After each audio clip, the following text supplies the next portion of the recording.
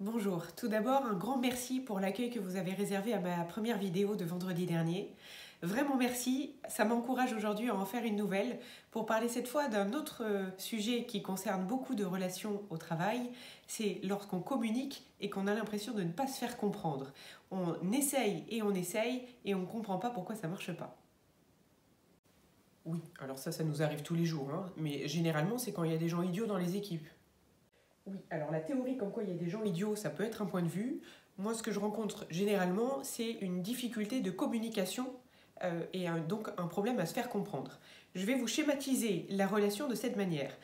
Vous êtes un des membres de la relation, en face de vous, vous avez votre manager ou votre collègue, et entre les deux, on va le symboliser avec un élastique, vous avez la relation.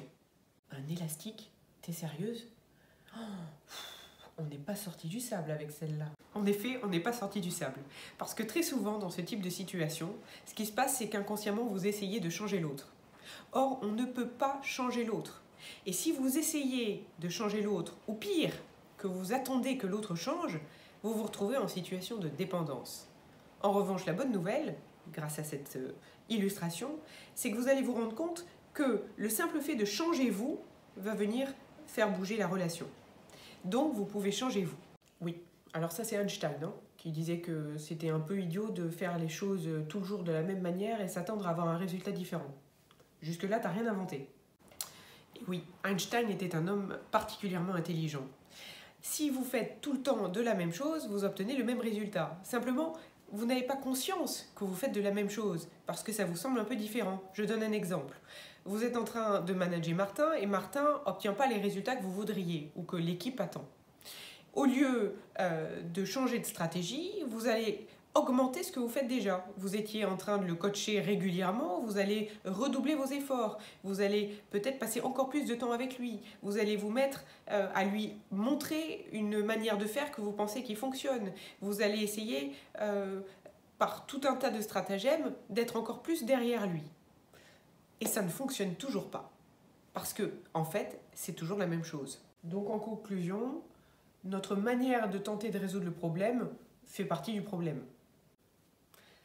Vous l'avez compris, ça n'est pas simple. On a souvent tendance à utiliser toujours la même stratégie, c'est-à-dire à faire ce que l'on sait faire, et simplement à le démultiplier sur différentes facettes et à le faire encore plus.